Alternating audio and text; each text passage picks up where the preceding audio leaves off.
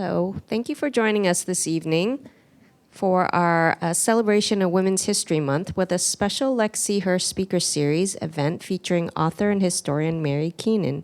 My name is Helen Liu, and I am the Programming and Partnerships Manager at Carey Library. Before we begin, I want to take a moment to thank the Carey Library Foundation. Their support enables us to bring programs like tonight's event to you.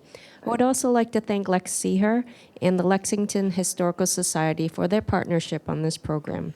We will have time for questions at the end of the program, and there are also copies of Mary's book available for purchase in the back of the room. Now I'd like to introduce our moderator. Jessie Steigerwald founded LexSeeHer in March 2020 and joyfully serves as the organization's president. Among Jessie's activities for LexSeeHer, she leads the research team and coordinates the annual 1769 spinning protest tableau. She is organizing the 2024 unveiling ceremony, the Living Herstory Project, and the coordinated First Look events, which will run throughout Lexington's celebration of the 250th anniversary of the Battle of Lexington. Jessie, welcome. I'll now pass the mic to you to host and introduce our guest this evening. Thank you. Is that right? Okay. Oh, there. Hello. I'm Jessie, and I'm going to pretty quickly jump into our program. I will just tell you that one of the best things about LexSeeHer has been the chance to connect with other people who are very interested in history, all time periods, not just 1775, not that that's not wonderful, but also the chance especially to meet and work with Mary. Mary joined our advisory board from the start. She did not know me from a hole in the wall, but she cared about the topic. And we've become, I would venture to say, good friends. And the project has been so much more successful because Mary has been there at every step of the way as both a historian, an author, a strategic thinker, an educator. And I know some of you already know her, and if you do not, you will really enjoy this chance this evening. So Mary, I want us to dive in. Mary's going to speak, then I'm going to ask some questions, and then we will hopefully have a great dialogue as a community. Mary. Okay, thank you, Jessie. Thank you, Helen, and thanks to Carey Library, and thank all of you for coming. I'm just overwhelmed to see fellow colleagues from the high school in Clark and fellow former students. I mean, my goodness, I don't know where the years have flown. To introduce yourself as from Ava's team at Diamond. Oh, it just boggles my mind. But anyway, last week, LexSeeHer's lecture was Margaret Copey talking about the role of the League of Women Voters, and they presented a petition to the State House to decrease the number of legislators, senators, and representatives in Massachusetts. And so that was last week. That was 20th century. Tonight we're 19th century. And between 1843 and 1860, Lexington citizens sent 13 petitions to the Massachusetts General Court. Most of these were involved with slavery, including the first one, 1843, to save George Latimer, escaped enslaved person with his wife from Virginia. There were other petitions to abolish the fugitive slave law, to remove Judge Loring, who had approved the sending back of a fugitive slave to his enslavement, to his master.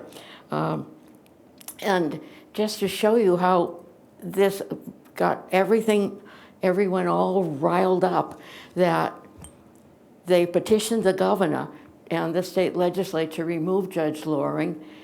The governor didn't. He lost the subsequent election. The next governor, Governor Banks, did remove him, and then President Buchanan took pity on him and made him clerk of the courts in Washington, D.C.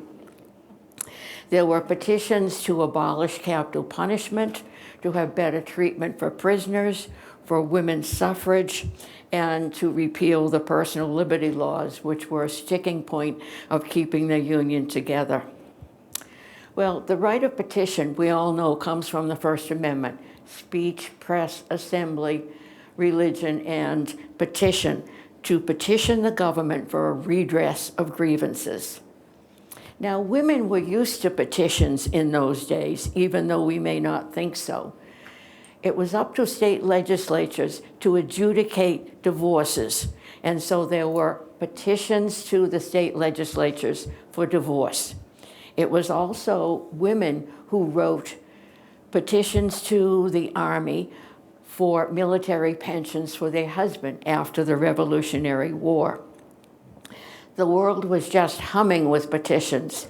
There were 745,000 petitions between 1835 and 1837 in those two Congresses. And that's not the signers. The signers would be in the millions. So 745 petitions. The population then was about 13 million.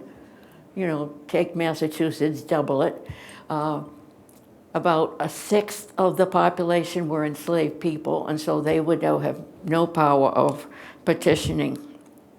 Anyway, well, Lexington petitions. The two women on the LexSeeHer monument who signed petitions were Caroline Wellington and Julia Robbins. The Wellingtons, they go on forever, and they married everyone else in town, and everyone is related to a Wellington. First, there was the Benjamin Wellington, who had 10 children, which was about the normal number for folks in Lexington. So if you're a woman every 2 years, you could plan on being pregnant for another 9 months. Benjamin had 10 children. Among them were Benjamin and Peter. Benjamin married Polly Hastings. His brother Peter married Hepzibah Hastings. So you have brothers marrying sisters. And they all lived in this, those two couples lived and raised their children in the same house, which is now the Lexington Montessori School, without the additions. Benjamin had 7 sons and 4 daughters. Peter had 7 sons and 6 daughters. And so, anyway, it was the hotbed for petitioning, particularly for Peter's family. His son Andrew signed all 13 petitions. Peter signed only 12. He had a petition to promote the personal liberty law, and then he wouldn't sign to repeal it. But anyway, so you have Caroline Wellington, who is the daughter of Peter and Hepzibah. She and her sisters and brother signed many petitions. Caroline herself signed 4.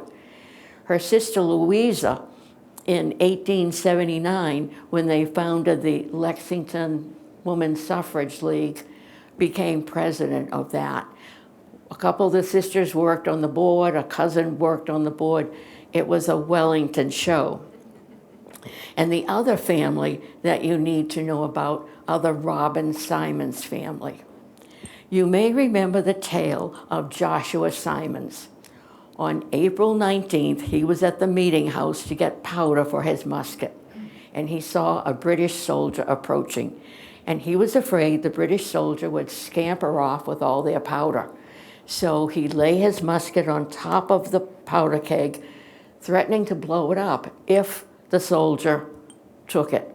Well, anyway, Joshua Simons had, I think, only 8 children, including a daughter, Martha, who married Rufus Merriam, who was the first postmaster, whose daughter, Julia Stetson, married Caleb Stetson, the famous preacher. But the important one in that family was the last born, Hannah. Hannah Simons married Eli Robbins. Eli Robbins was the son of Stephen Robbins, the fur mill manufacturer in East Lexington. When you drive through East Lexington today, it's hard to imagine. At one time, it was one of the most crowded, busiest manufacturing places in all of Massachusetts. There were about 100 people employed in Eli Robbins mills, and they made tippets, which is the piece of fur that lines the inside of your coat to keep the breezes out. They made boots, fur-lined shoes, hats, gloves, you name it. And Eli also experimented with a rubber-treated coat. So anyway, Eli married Hannah Simons, and then they had a family, mostly of girls. The firstborn, Hannah, had a hearing deficiency, and so never went to the private academy in Derry, New Hampshire, that her sisters, Abigail, Ellen, and Julia went to. And Adams Female Academy was one of the most advanced for females. Geometry, calculus, all sorts of things, not just fancy drawing. And they also had just started a course in French. Yale had just adopted French, and it was considered very risque.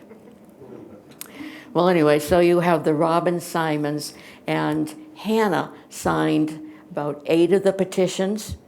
Her husband Eli signed several, and they not only had their daughters at their home, but they gave room to a friend of theirs who was blind and elderly, Andrew Davidson, who started a petition.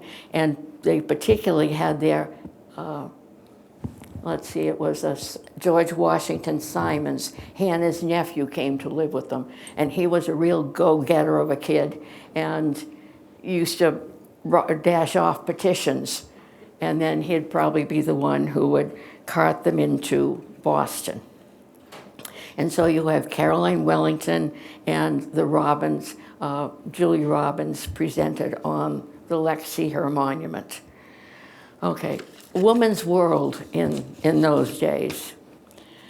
It was very different from our world, without washing machines and dryers and dishwashers and things like that. If you were lucky, you went to a female academy. And the Robbins girls were lucky enough to go to a female academy. But death was a very frequent visitor to homes in Lexington.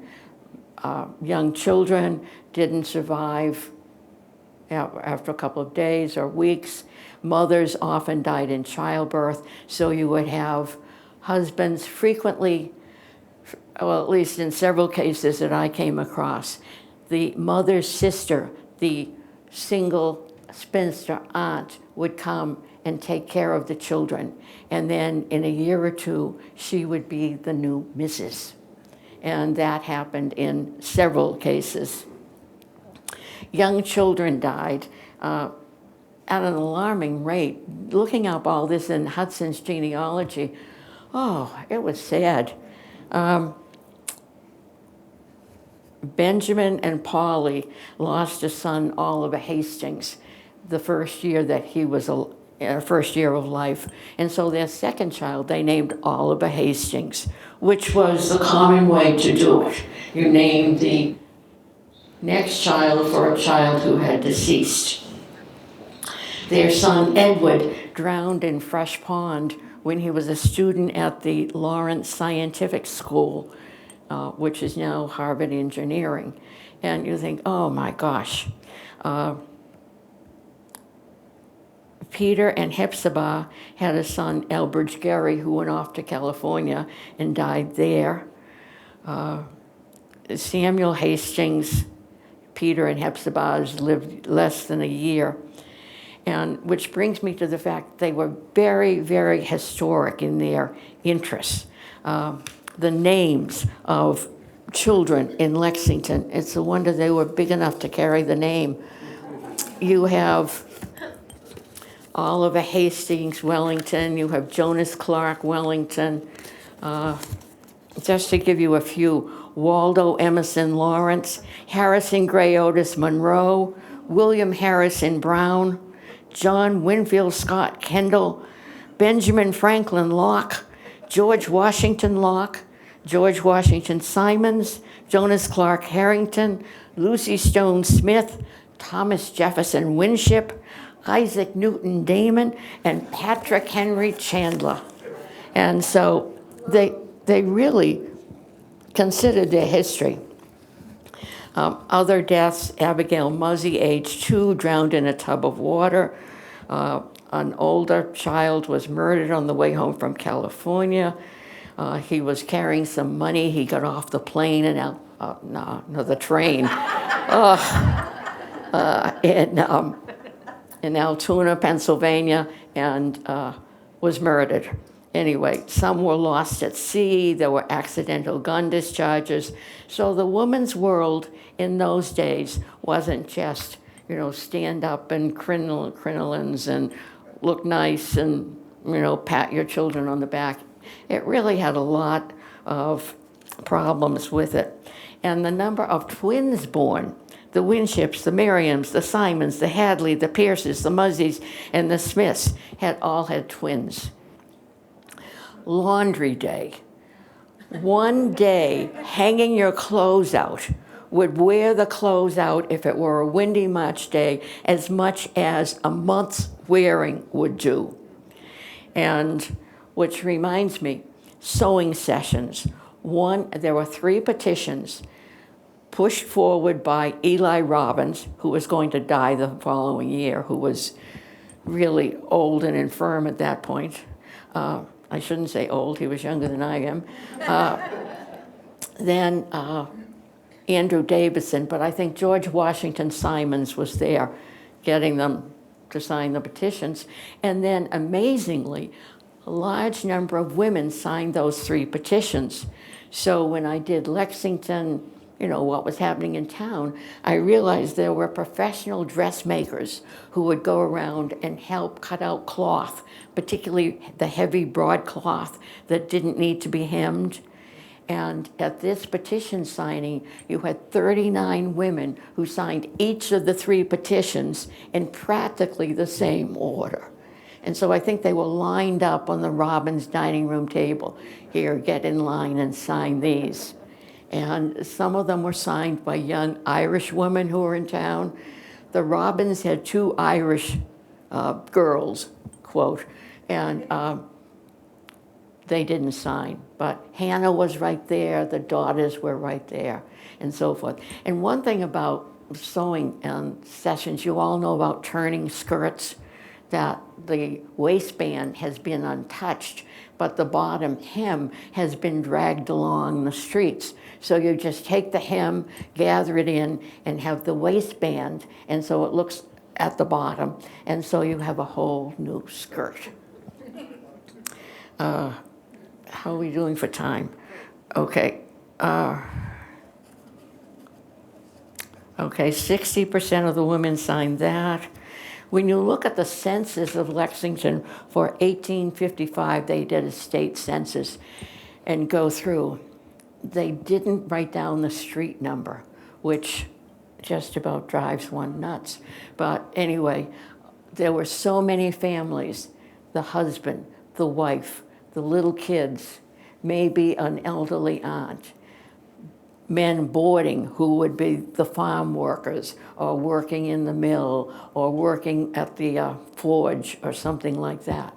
And so these women not only had to take care of their own family and own kids, but they also had these workers that they were responsible for feeding and all of this.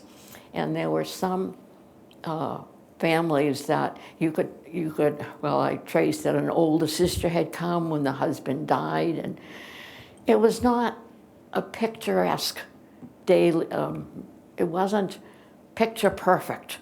When you look at old Lexington on these pictures and everything is nice and green and the houses are white and painted, there was a lot of hardship in those days. Okay, I talked about the borders. The sewing session. It was interesting. By 1854, half of the births in Lexington were to parents of Irish descent. And it's amazing the number of American-born women who married Irish men. And I thought that was interesting. There was Patrick Mitchell, who did very well for himself, who married a young woman from New Hampshire, and they had 3 children.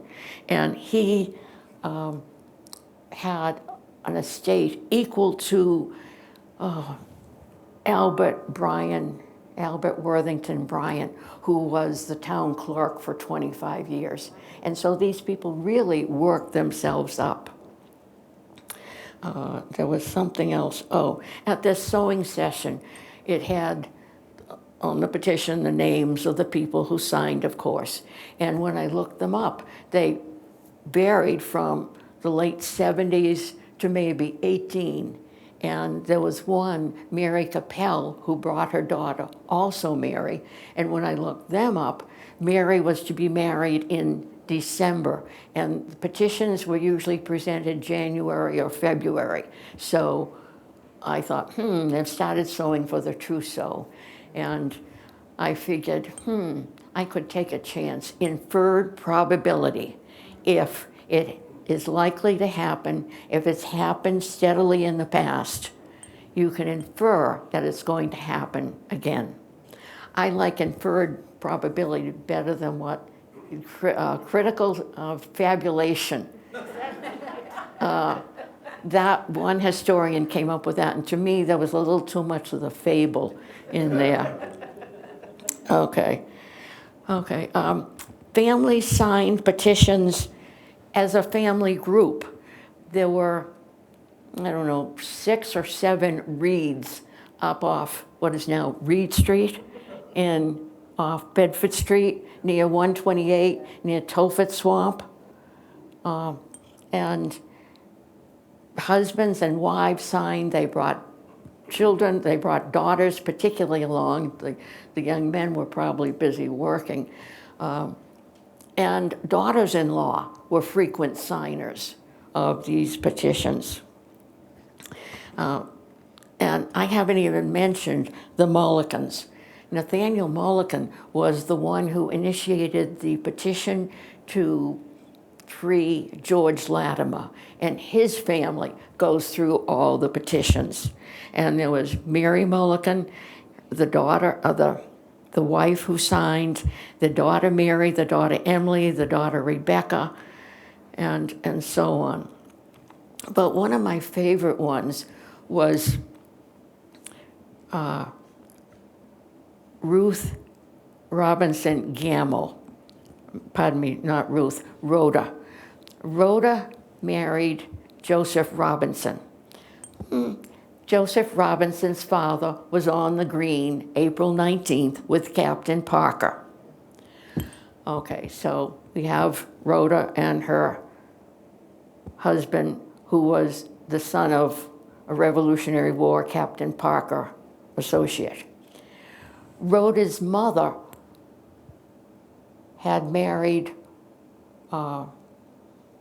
Robinson on, wait a minute, I got mixed up. Rhoda married Gamble, and she was the daughter of Betty Hadley and Robinson.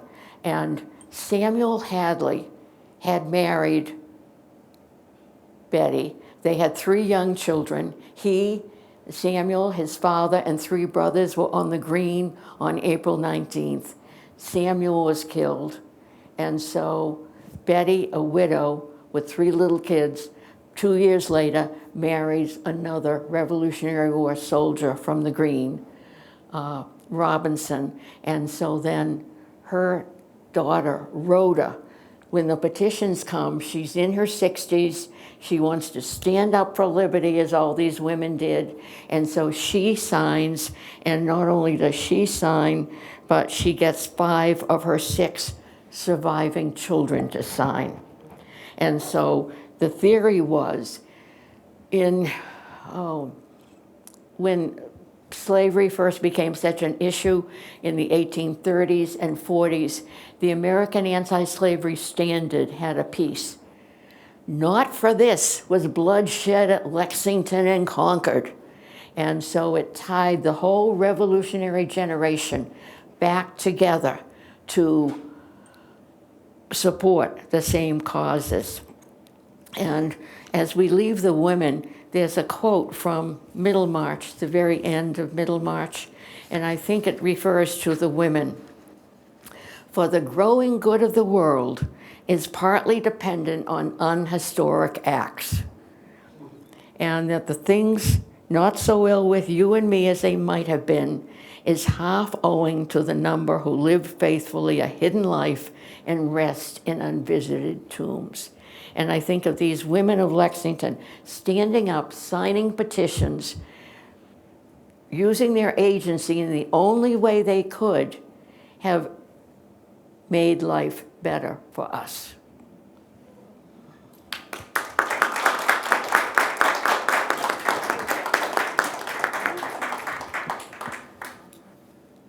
Why when I was saying it's so nice to work with Mary, because we learn, we get context, and then the strategic thinking, putting your mind into the minds of the people that you're researching. And understand Mary's literally looking at petitions where she has a name. That's it, there's a name. And then to go do the research to build the whole community. How many people have had the chance to read any part of Mary's first book about Julia Robbins? If you haven't read that book, I don't have that one tonight. We have the other book here. So you give us $20, we send you home with the book. You will want it, and we don't want to take them back. So keep that in mind. They're back there, and Kamala will help you. So that book, you took a close look at one person. You looked at Julia Robbins, and you shared a bit about her tonight to bring her into our space. I'm curious, and I'm sure we all are, in that close look at one family, did you find yourself putting little Post-it notes with things you wanted to research, and then you picked them up in the second book? How did you get from that close personal look to this very broad cross-community sense of what was going on in Lexington? I had a little notebook when I was doing Julia, and I would have a separate page for each question. And to tell you the truth, I have no idea where that notebook is. I got involved with the petitions because I had gone to a talk at Schlesinger Library on the Grimke sisters, the Southern women who were a slaveholding family who came north. And Dan Carpenter, who I sort of knew from the neighborhood, was there. And he said, "Oh, Mary, I'm doing a talk tomorrow night on petitions. If you're interested, you should come." Well, this was long before the pandemic. This was about 2015.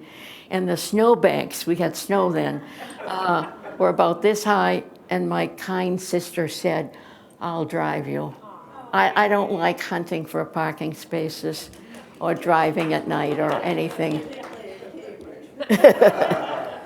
So I listened to the presentation, and Dan said, "You know, Mary, I've gotten a grant from National Foundation for the Humanities, and I have about 4,500 petitions from Massachusetts for anti-slavery and anti-segregation, and 13 are from Lexington. Do you want to do something with it?" And I said, "Sure." And so 8 years later, I got the book published. But anyway, there is on the website the database for Massachusetts petitions, and I took the ones from Lexington and I downloaded them. I think I downloaded them that night before the site disappeared. I don't like computers and all that fancy stuff. So, and then I started, well, who were these people? So I think I spent a summer just copying out the names. Fortunately, they believed in writing clearly. They didn't go, and so, and then I had to research all of them.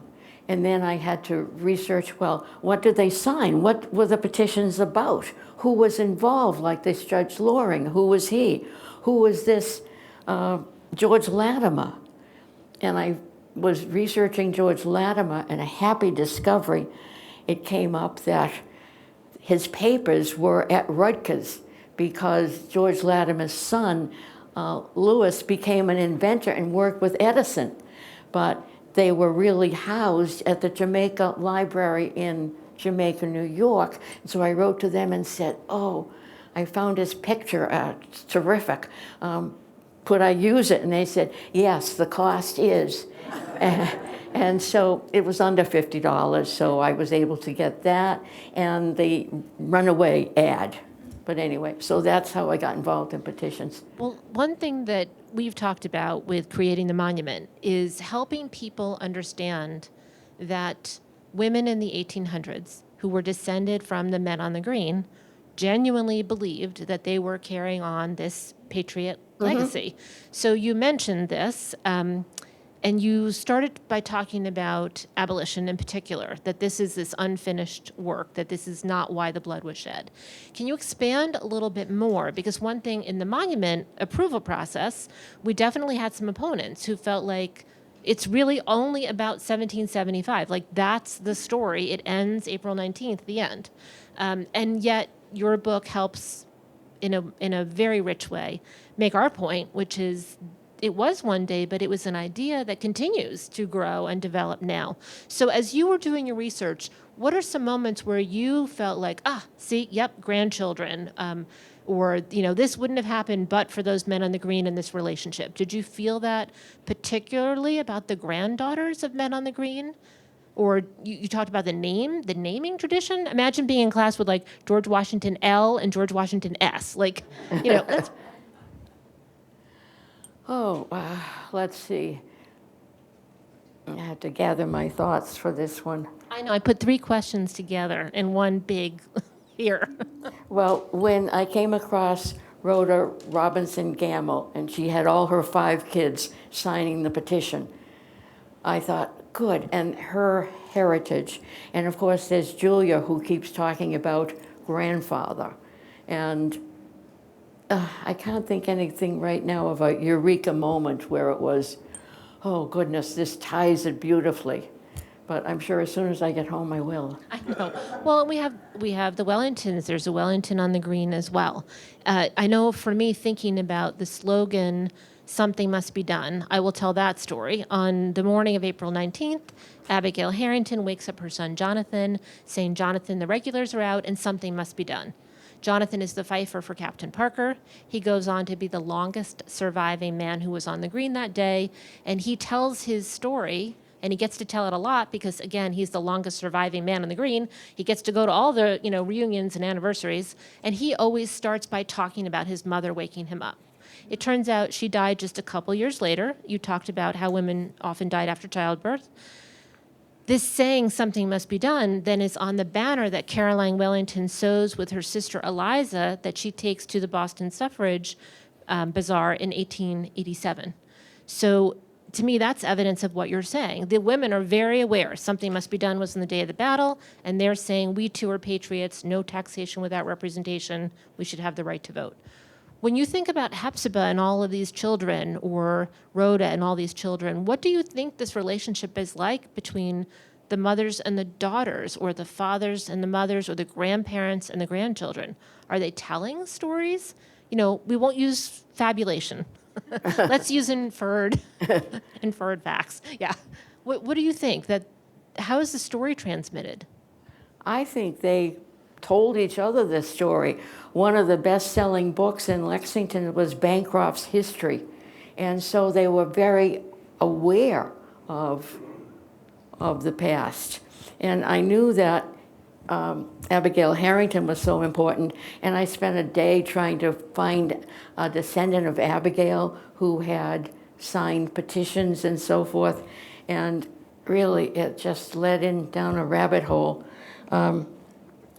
She married Daniel Harrington, and brother of Jonathan, and then there was a whole line that comes down to Jonas Clark Harrington married Susan Pierce, and then you have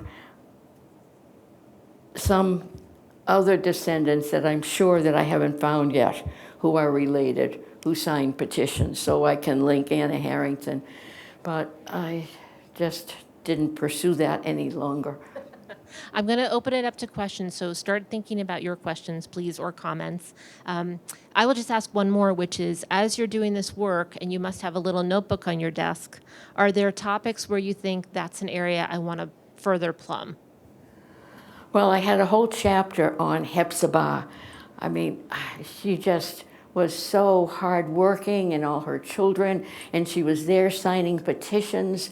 And so I wrote a chapter on Hepzibah, getting up in the early dawn and getting the crust of bread out of her pocket which was a garment worn under her skirts to feed the babe and so forth, and then going through her children and marriages.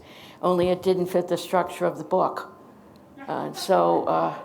Because the book at first was just a sort of a rambling story. And I had taken a writing course with Jane Brox, and she said, "Mary, the structure tells the story."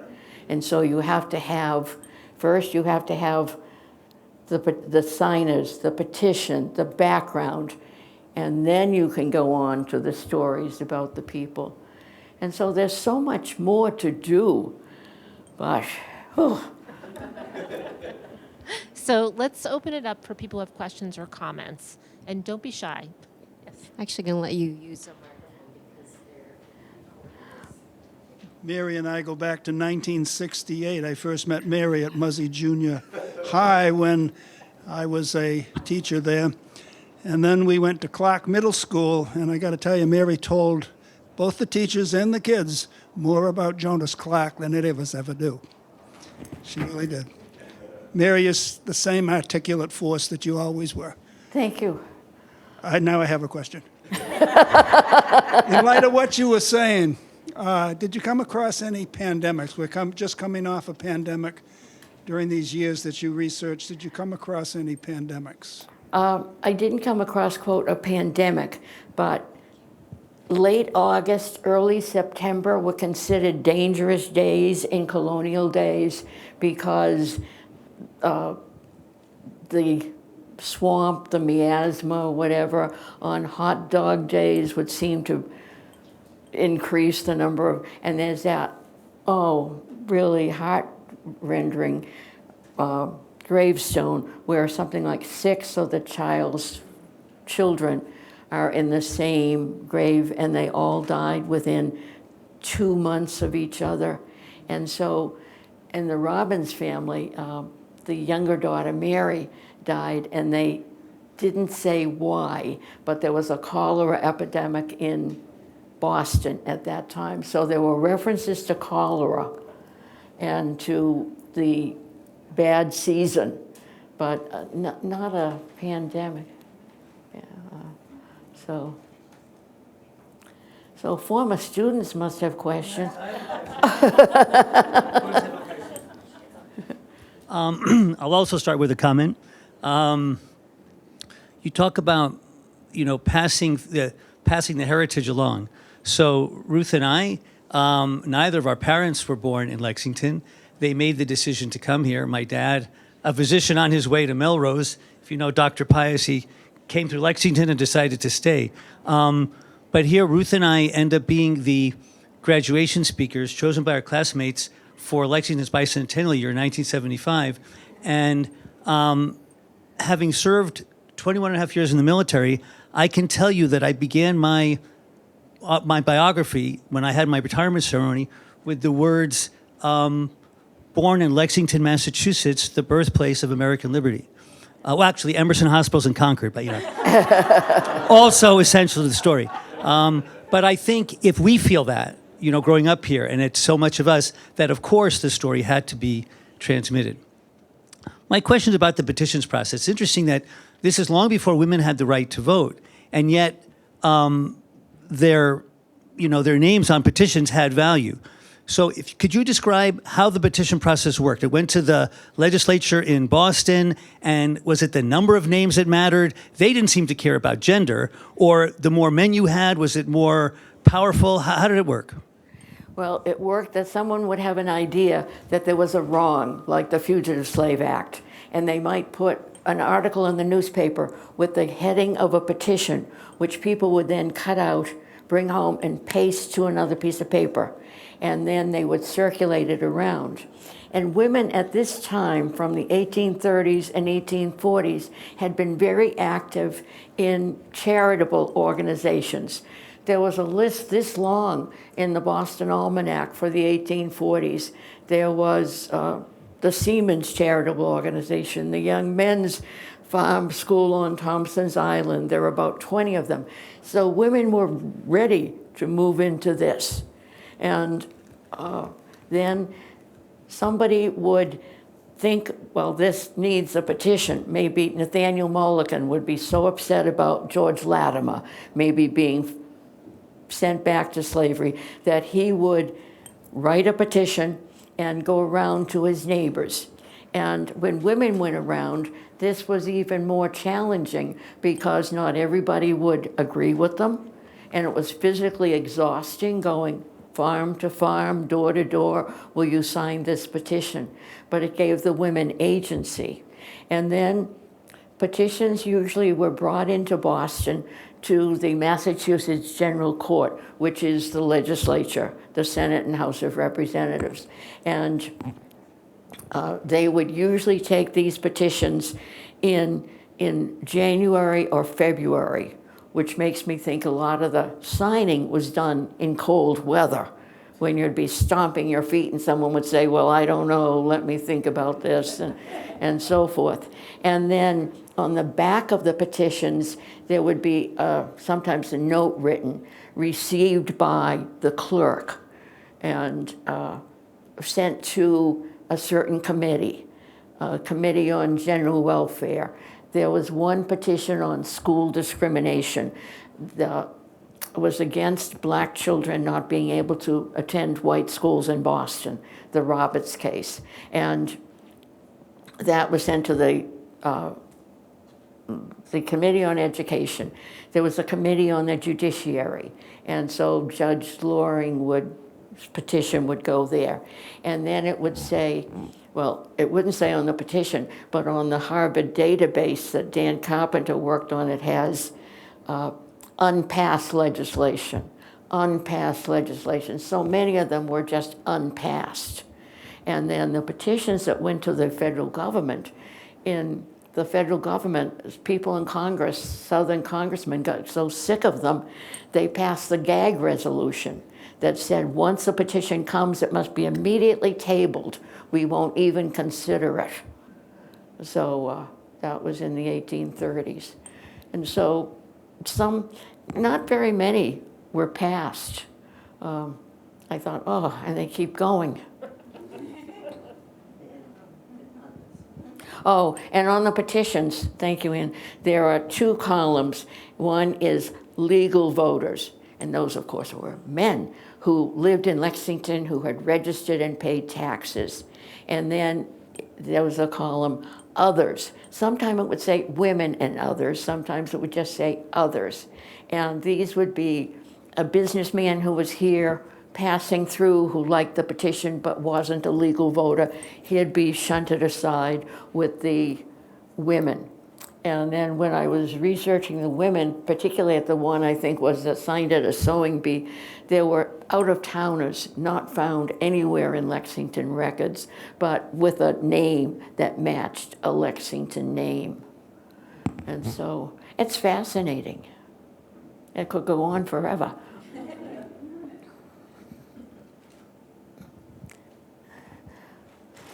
Hi, Marion. Good to see you again.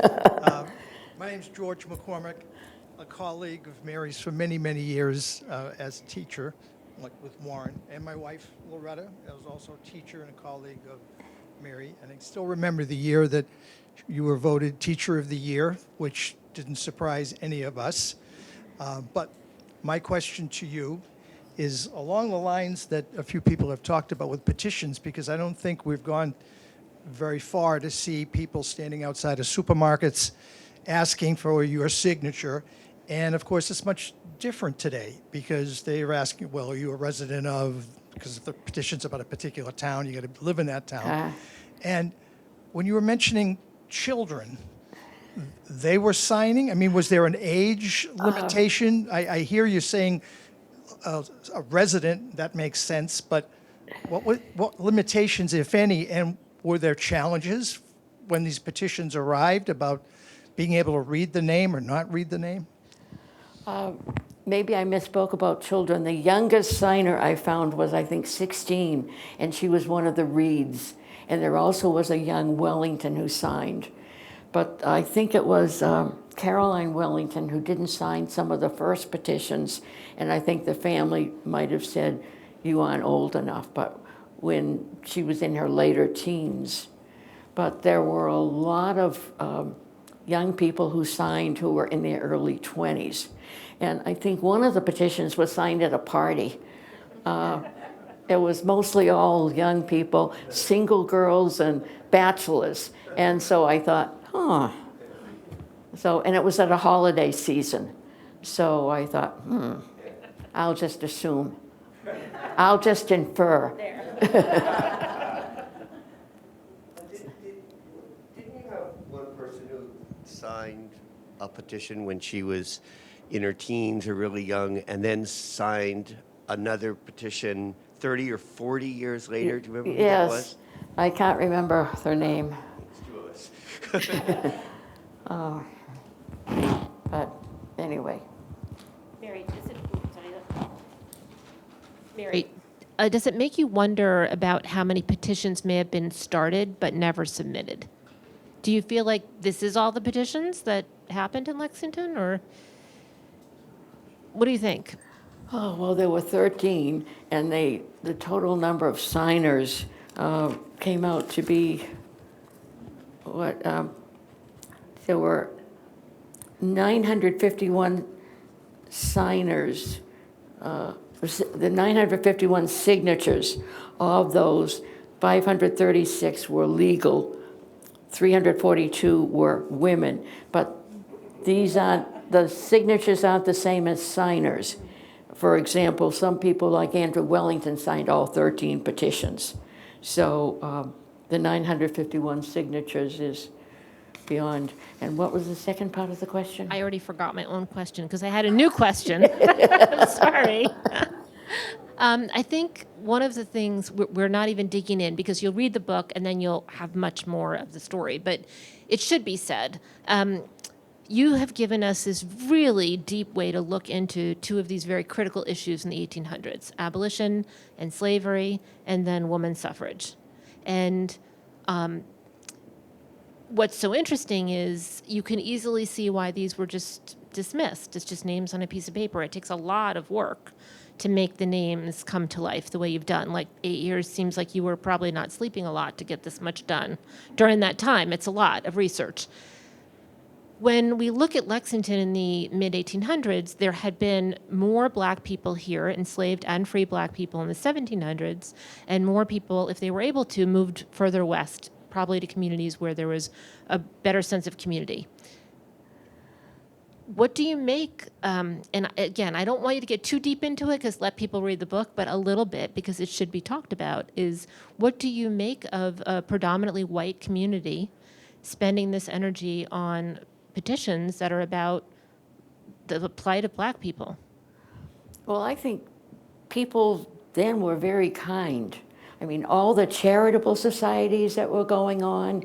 One of the big petitions was put out by Reverend Samuel May, who was Louisa May Alcott's uncle, and it was better treatment of released prisoners, and they really seemed to have a heart.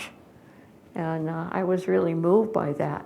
But you mentioned abolition and then women's suffrage. Women got involved in abolition because they were so horrified at the stories. And Julia would go into Boston with her cousin, George Washington Simons, and listen to George Thompson, the English abolitionists, or the Crafts, who were a couple that escaped, William Box Brown, who mailed himself to freedom. And then when the 15th Amendment came and it said black men will vote and women weren't, then they redoubled their efforts. And Julia, by that time, had married a Concord farmer, and she got involved in municipal suffrage. In 1879, the Massachusetts legislature passed school suffrage. Women who were so good with kids and around the house and neatening things up could vote for school committee. And then a lot of women did. And then they said, why aren't we voting for more? And they were pushing for municipal suffrage. If we can't vote for president, as they did in some Western states, at least we can vote for our local.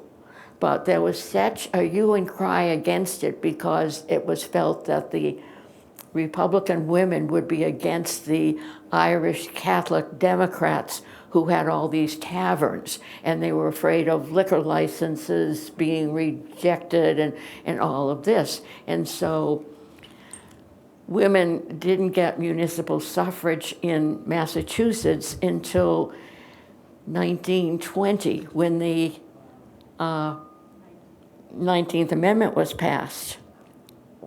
And just as an aside, some of you may have met my mom, and I had an opportunity to check out her registration. The 19th Amendment was passed on Wednesday, August 18th, and on Friday, August 20th, Mary A. Keenan was registering to vote. So, I'm checking our time with Helen. How are we doing? We're good. Okay. That is an important insight into also how you're thinking about how historic women were transmitting stories to their daughters and their children, their sons and daughters, because you have the Wellington men also signing the petition for women's suffrage. right. Right. So we do see that there are people, regardless of gender. It does make it kind of a miracle that women ever won the right to vote, because this is what they had to do. It was a very narrow place to get through. Do you draw any insight from how they actually achieved it to lessons that can be used today? I think they watched their mothers and their sisters and all the trouble that they went through and how they wanted that desperately. Andrew Wellington, the one who signed all 13 petitions, represented Lexington at the October 1850 First National Women's Suffrage Convention in Worcester. And they have the members list, and his name is right there, Andrew Wellington. Hepzibah did a good job, right? Yes. She really did. Yes. If you picked up a book or still would like to, Mary will sign your book, right? Right. Yes, she will do that. Is there any other burning question that people have? Because we want to leave a little time for people to chat with Mary, who came out for the evening. Please join me in triple thanking Mary for writing the book and then for coming to speak with us. Oh, Thank you, Mary. thank you. This is so much fun. It's like old home week. And then I promise I will give you a quick update on the monument, as I always do in a speaker series event. The monument by Meredith Bergman includes more than 22 women and girls, and Mary's research was critical. Julia Robbins is one of the women in the monument, and when you see Julia, Meredith has portrayed her standing with her niece, Ellen Adelia Stone, at her side. It's a lovely pairing, and it's thinking about, again, this transmission of information across family in different relationships, to not just mother and daughter, but also aunt if you're from here and I'm not, and niece. So that is lovely. And then Ellen Adelia Stone goes on to essentially donate the Stone Building to Lexington. And the Lexington Lyceum advocates are working to preserve that building, so we always encourage people to check them out. And then also Caroline Wellington is one of the central figures, so when you stand at the center of this monument, you can hold hands with Caroline, and she is carrying the Something Must Be Done banner in the monument. And then we have Abigail Harrington, not in Mary's book, but I mentioned her on the morning of the battle, and we see her in the monument holding her daughter, waking up her son Jonathan. So you can learn more about the monument at LexSeeHer.com, and it will be unveiled May 15th. The tickets are just about gone. I mean, I don't know what we're going to do about that. But Dedication Day will be Saturday, May 18th, and we hope tons of people will come out to our first look events. As Helen said, they will run for a full year, so everyone can come enjoy their first look, whenever that may be for you. Thank you all so much for coming. Thank you especially to Helen, who has made all of our programs so smoothly run, and to Carrie, the foundation that makes these events possible. Thank you all. Thank you, Jesse. Thank you, Mary.